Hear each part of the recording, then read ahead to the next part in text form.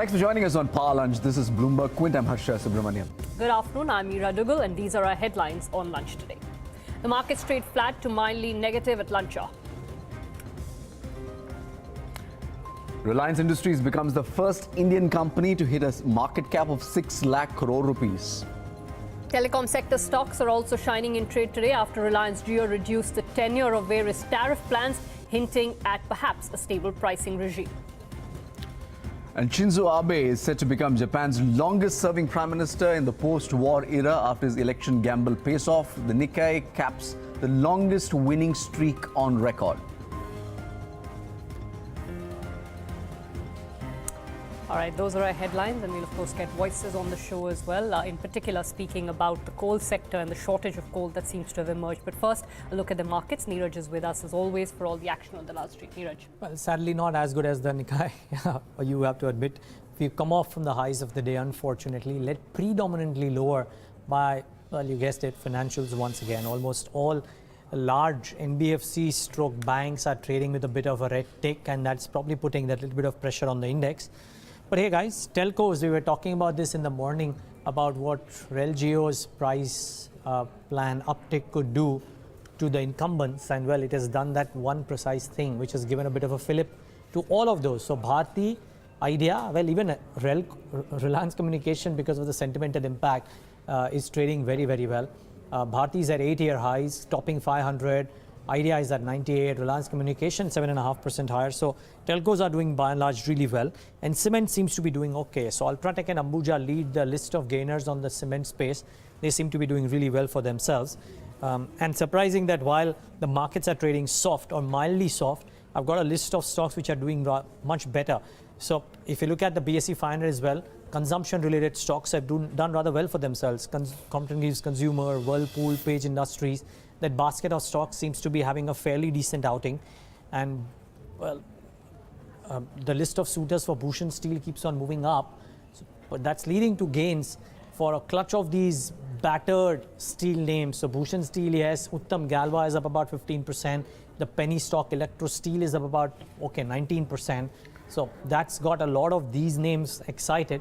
But by and large, the market breadth has just petered off from the levels that it was at the highs of the day. And this is now what, the fourth or the fifth day in a row wherein we're trading with a bit of red. We just hope that this doesn't worsen too much. We are anticipating this, the possibility. But yeah, it has finally happened. Brief note, Neeraj, on that last plate that you had, I think SR's bidding process ends today. And there is, expectation that a lot of the international steel firms are going to be interested in all of these beleaguered names, which is perhaps the reason that some of these companies are getting excited, or stocks of these companies are getting excited. Awesome. Yeah, so all of these. Let's wait and watch what happens to that steel pocket too. But for now, they're doing really well. But the focus right now is on Japan. Prime Minister Shinzo Abe's gamble on early elections in Japan has paid off. His ruling coalition has retained its 2/3 majority in the lower house during Sunday's elections. Bloomberg's Isabel Reynolds now joins us from Tokyo. She'll join us in just a bit about what's transpired and what might lie ahead. But it's been a landslide victory for Prime Minister Shinzo Abe. If I can just bring up a chart on the terminal of what Abe economics or Abenomics has meant for Japanese stocks. And for the yen. History has shown that Abe and his policies have been good for the stock market, but not so much for the yen. Take a look at this. This reveals that ever since Abenomics was introduced way back in 2012, there's been a 20% decline in the yen, vis-a-vis the dollar, of course. But there's been a superb rally in stocks. The Nikkei 225 stock index has nearly doubled in the past 5 years. That's the story of Abenomics at this point. But that was they wanted the yen to stay weak. So in fact, I think one of the expectations coming in is that with Abe back and assuming that either the current central bank governor stays or even if he doesn't, that somebody who is in the reflationist sort of mindset would come in, which means that strength in the yen, which would be detrimental to their export push in particular, would be kept at bay. So I think that whole story about easy monetary policy, the assumption is that with Abe back there, easy monetary policy, waiting to hit that 2% BOJ target, and perhaps even holding on to negative interest rates, even though there is no sort of evidence that it's working, but that those policies will continue. Absolutely. Isabel Reynolds now joins us from Tokyo as well. Many thanks indeed for joining us. It's been described as a landslide. Abe retaining 2/3 of the majority. What does this win mean for his economic policies? Does Abenomics become even more emboldened? Would we see more stimulus? Right. Well, Prime Minister Abe has actually just given a press conference, and he's talked about stability in terms of his economic policy and his diplomatic policy going forward. But the key thing here is to note that he does have that two-thirds majority, and what that means is that he could get distracted and focus instead of economic policy on changing the constitution, which has long been his own aim and been the aim of his Liberal Democratic Party. Now, that is a very divisive issue in Japan, so it's something that would take a lot of time, of political capital to carry out, and there's a danger, some analysts say, that could distract him from his economic priorities. How is corporate Japan reacting to all of this, Isabel, and who's likely to benefit from Abe coming back? Right. Well, corporate Japan has largely been supportive of Prime Minister Abe. Obviously, share prices and profits have done pretty well under his policy of ultra easy money. So some of the beneficiaries that we've been looking at are people like big exporters. So people like Toyota and motor vehicles, like Canon and electronics. They're very much expected to continue to do well under Abe's continued policy. Also, we could look at nuclear power. Obviously, one of Abe's rivals in this election, Tokyo Governor Yuriko Koike, she was calling for nuclear power to be phased out. So utilities like Kansai Electric, who are very much reliant or hope to be reliant on nuclear power, will benefit from having Abe stay in power. Isabel Reynolds, many thanks indeed for joining us. Isabel joining us from Tokyo, talking about Abe coming back. And that makes him one of the most powerful leaders in the world today. Absolutely. No anti-incumbency. No anti-incumbency. All right, moving on entirely to something different. Energy Efficiency Services Limited, or EESL, was recently in the news for placing orders for 10,000 electric vehicles with Tata Motors and M&M. The public sector enterprise, which focuses on energy efficient practices, has big plans for the future as well. Sajit Mangat caught up with the company's managing director, Saurabh Kumar, to try and understand what the business model of the company is. It invests in any project or equipment that saves energy, and that energy saved is monetized, and a part of that cost savings is used to pay back the investment. This is the typical energy service model. We call it the pay as you save model, which means that in case your current energy bill is, let's say, 100, I'm giving a very simple example, and we come and make an intervention and your energy bill starts going down to 50. You pay us, let's say, 30 rupees over a 5-year period, 30 rupees every month. Whatever is the initial investment, let's say it's 500 rupees, is something that I will put in, and I make sure that you continue to receive that, deliver that savings of 50 rupees per month, year and till such time the project is under completion. So that means that, if suppose a building wants to convert itself into LED, the entire investment of replacing all its appliances would be on you, and you will get a kind of rental from them once they start seeing the energy bills going down.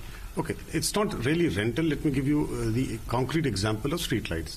And our first streetlight project was in Vizag, where we replaced about 90,000 lights. The energy bill was 31 crores before the installation took place. After installation, their electricity bill went down to 12 crores. They are paying us 18 crores out of, which means that their savings is about 19 crores. They are paying us 16 crores for a 7-year period every year. So they don't have to allocate any budget upfront to invest in replacing the street lights. B, they don't have to allocate any additional revenue expenditure. C, during the 7-year period, I have a SLA, which means the lights will work for 95% of time. In case the lights are not working or a fault, we will make sure we replace those lights within a time-bound period. Same thing applies to building. If for example, in Yojana Bhavan, we invested about 2 crore rupees. Yojana Bhavan, which is now the Niti Aayog building in Delhi. 2 crores was what we invested. They are getting an annual reduction of about 48% in their electricity bill. They are paying us over a 4-year period. So this is a model which is a very robust, flexible, and a scalable model.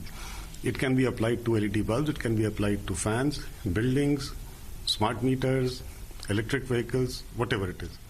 So tell us which are the areas you have already entered into and which are the areas which you plan to enter in the next 18 to 24 months?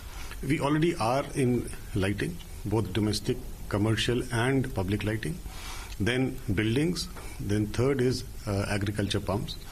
Then next is smart meters.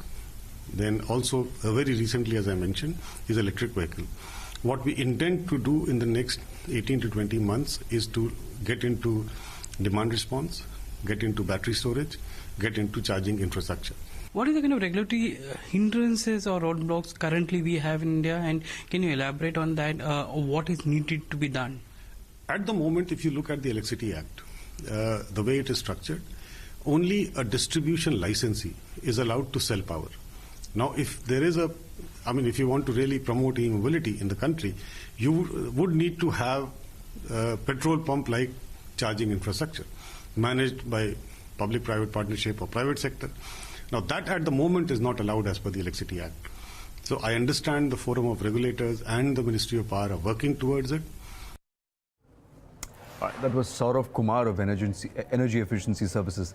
Let's move on. The biggest listed entity in India has gotten bigger. Reliance Industries becomes the first Indian company to hit a market cap of 6 lakh crore. Sumit Sarkar is standing by with an interesting chart on the big yardsticks for the oil and gas major, now a telecom giant, and what next. Sumit. So it crossed 6 lakh crore market company, the first Indian company to do so. So from 5 lakh to 6 lakh, that is at 1 lakh mark, it crossed in just 3 months. So let's see all the landmarks. It crossed 1 lakh market cap in August 2005, then 2 lakh market cap in April 2007. Then in just another 5 months, it crossed 3 lakh market cap. And then in just 1 month, it covered 1 lakh market cap, touching 4 lakh market cap. And after this, it took nearly 10 years to reach the 5 lakh market cap. And then it took another 3 months to touch 6 lakh market cap. Now, what led to this rally? First is the completion of capex cycle. Now, the company is on verge of completing its capital expenditure cycle, and most of the benefits of this expansion will come into the financials of Reliance Industries from the third quarter. Second is rising GRMs. Now, the Singapore GRM, that is the Asian benchmark, has been rising, which has worked in favor of the company. Now, in this period, the Singapore GRM touched around $11 per barrel mark, which is the highest in the last 2 years. Now, in this period, the company also issued bonus shares in their last AGM, and the last factor, which is the major factor, that is Reliance Jio. Now, the company came out with its financials and it reported an EBIT positive number in just 3 months of commercialization, which is a big positive for the stock. Along with this, the company also announced revised tariff plans, which the company said will be supporting its ARPU going forward. Now, these are the main factors that have worked in favor. Now, let's see how Reliance Jio has contributed to the company's market cap. Now, the company announced the launch of Reliance Jio on 1st September 2016, and since then, the Reliance Industries had added around 2,60,000 crore in its market cap, which is more than the total investment done by Reliance Industries in Reliance Jio. And Reliance Industries did an investment of close to 2,50,000 crore. So, this is the importance of Reliance Jio to Reliance Industries as of now, if you see. Interesting. Hold the thought, Sumit, and take a look at what I have for you. What is this meant for Mukesh Ambani's personal riches? Here's some trivia. With a total net worth of $39 billion, Mukesh Ambani is ranked 20 on the Bloomberg Billionaire Index, which is a daily ranking of the world's richest people. That means he is in the top 20 among the richest people in the world. He's third ranked in Asia. Remember, he controls, I think, about 40% of RIL. The piece that you were talking about in the last 3 months, his net worth went up by $16.5 billion so far just this year. That's just year to date. And in the past 3 months alone, net worth is up $6 billion.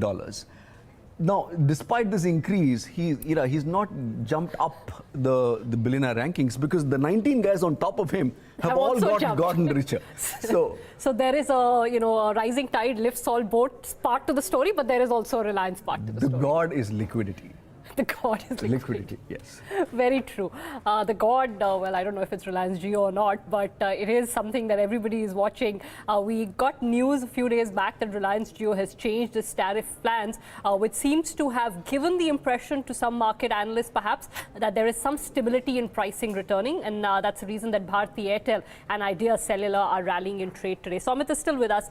Samit, just run us through what the latest plan is and why it should give this impression that stability is back, although one would assume it's too early to assume that. So if you see the new plans that Reliance Jio has come out with, they have lowered the validity for the popular packs, and they have also introduced a new plan. For the 399 plan, they have lowered the validity from 84 days to 70 days, which has effectively increased the ARPU of the company by 20%.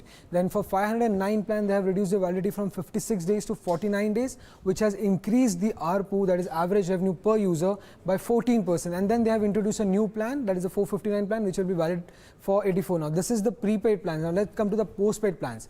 In the postpaid plans, they have reduced the validity from 60 days to 30 days, which has increased their average revenue per user by 100%. Now this is for 309 plan, 509 plan and 999 plan. So what does it mean for the industry? Now pricing discipline has come in the industry. Now this is very rare and it doesn't stay for long, but as of now it has come in the industry, which means that irrational pricing now goes away and the revenues will get more or less stabilized for the other incumbents like Airtel and Idea. Also incumbents which have been charging lower than Reliance Jio to take on the competition can now take a price hike, seeing this rise in the ARPU of Reliance Jio. And Airtel and Idea, which saw their average revenue per user declining for the last 3 or 4 quarters, can now expect some stability according to ICICI Securities. Now ICICI Securities is saying that the overall ARPU of the industry has now bottomed out in Q2, and from Q3 they can expect a reversal in this trend.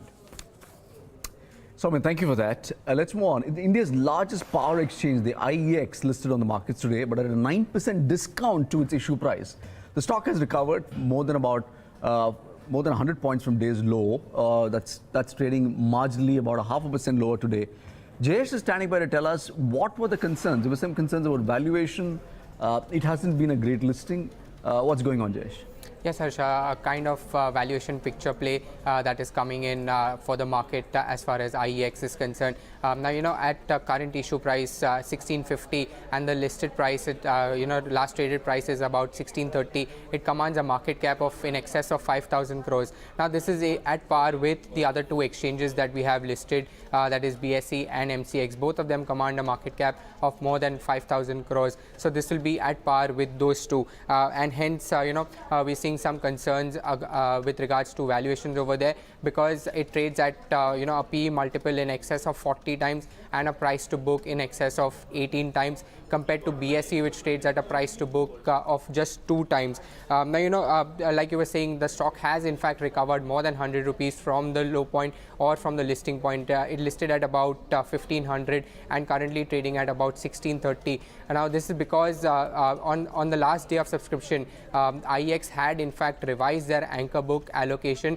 because they understood that or they realized that FIs were not allowed to participate via the IPO route, and hence 170 crores from the anchor allocation got revised to the QIB section. Now, why this the stock would have recovered probably is because the FIs who were not allotted in the anchor book would have bought in from the open market today. So it will be very interesting to see what the delivery volume and the bulk deals that are reported as of tomorrow. But in the meanwhile, we also caught up with the management, and he had some interesting take on the changing revenue mix that IEX will have going forward. Hear him out. Going forward, transaction fee will be a larger part of the total revenue. The annual fees and the treasury income will definitely be a smaller part of it. So as the volume increases, the transaction fees will be a larger part. 2 paisa per unit from the buyer and 2 paisa from the seller is fixed from the last 6 years. And we don't intend to vary this. We intend to play basically volume game. All right, earnings season. So let's just quickly mention that Havells India has reported their numbers for the quarter. 171 crore is the profit for the September quarter. That's about a 17% increase compared to the 143 crore that they had reported in the comparable quarter last year, I believe. 145 crore was what the comparable number was, so about a 17% increase. Stocks doing fine. Total income numbers, 1806 crore compared to 1591 crore in the same quarter last year. No major stock reaction, but we'll come back to it. Seems like it's inching higher. I think the initial flashes that came through had suggested a slightly lower number, but compared to the Bloomberg estimate as well, net profit numbers looking quite strong. We've got a bunch of numbers coming in. Indiabulls, Housing Finance, Hindustan Zinc will also be reporting numbers today. Shraddha and Nikki are standing by, while Agam will be back with us with some details on Havells that's come out. Shraddha, let's start with you. Indiabulls. Well, the earnings trajectory is expected to continue for Indiabulls Housing Finance. In fact, the net profit growth is seen coming in at about 20% at 822 crores. Loan growth is seen at a healthy 27 to 30% sort of a number, while asset quality is expected to remain stable around those 0.8% levels that was seen in the June quarter for the gross NPA. So, of course, broadly, what will be important to watch is going to be the trend in the AUM growth, especially in the light of RERA and the recent slowdown in the housing loan segment. The movement in the incremental spreads, especially given the sharp home loan rate cuts, the asset quality trends in the corporate and LAP segments more specifically, and of course the housing finance company had also shared some updates with respect to its 30% investment in Oak North Bank, and we will expect to see some color being thrown by the management on that as well, but overall expected to be a good healthy quarter. All right, should we go across to Agam for more details on Havells? Agam, you've got the numbers with you?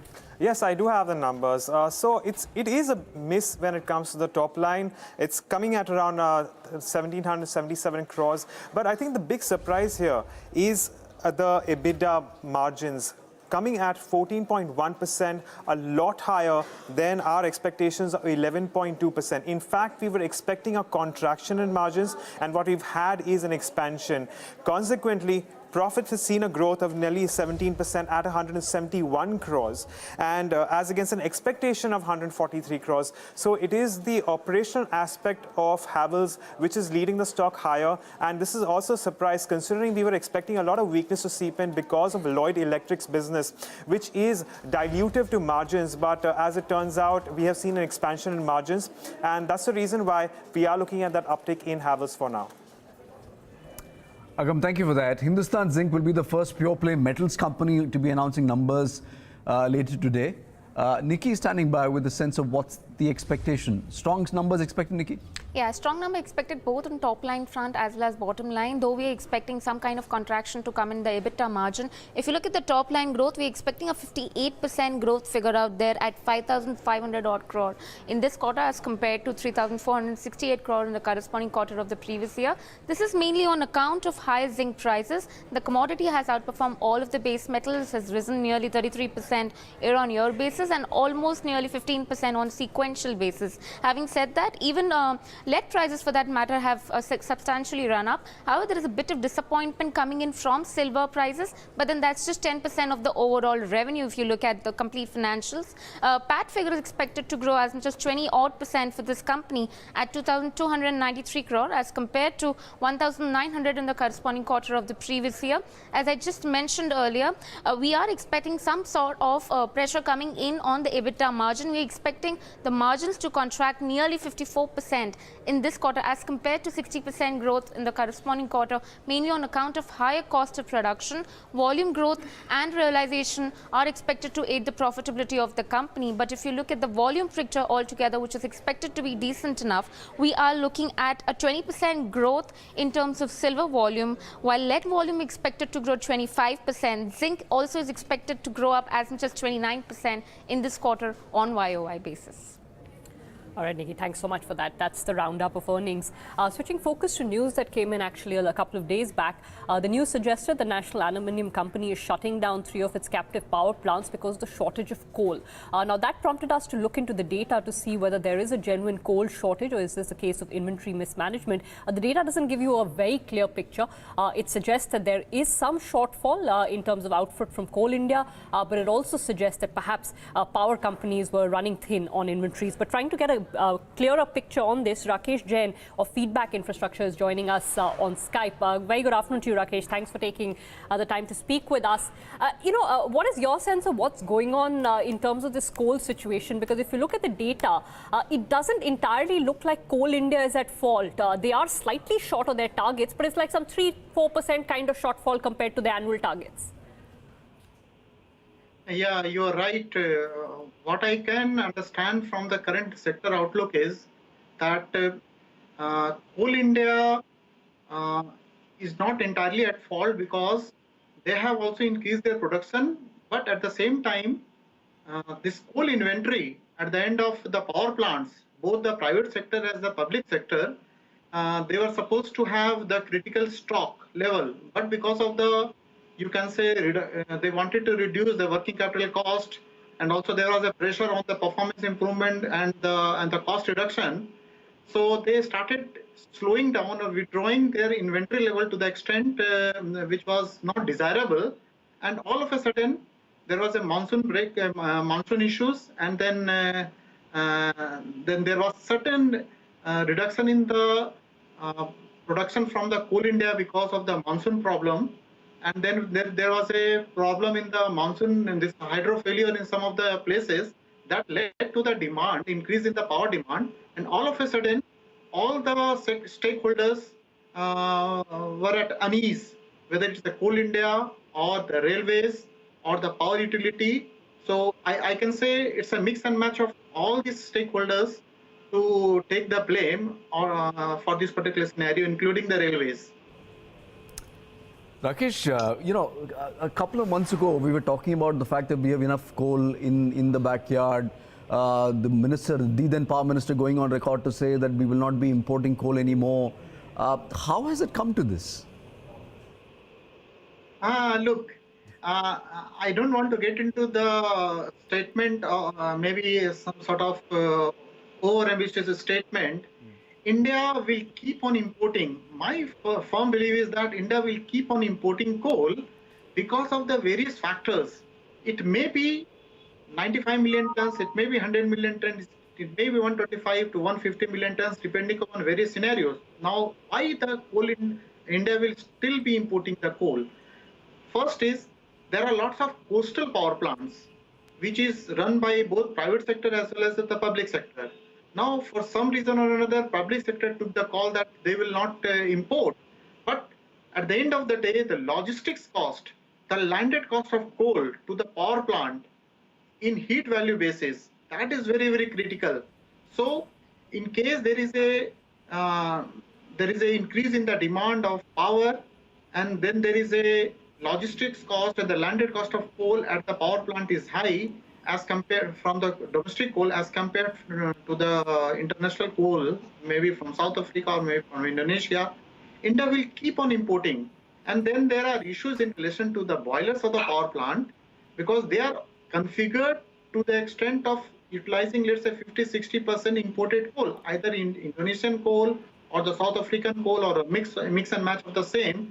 So, giving the statement that India will be zero importing coal importing country, it may be a over-ambitious statement. What I can see is that 100 to 125 million tons of coal will keep on importing, and in case there is an increase in the demand of power, maybe in the next two years timeline, and there is a expectation which is there from Coal India to increase its coal production, if it doesn't materialize to that extent, then India might start looking into the northward side of the coal import.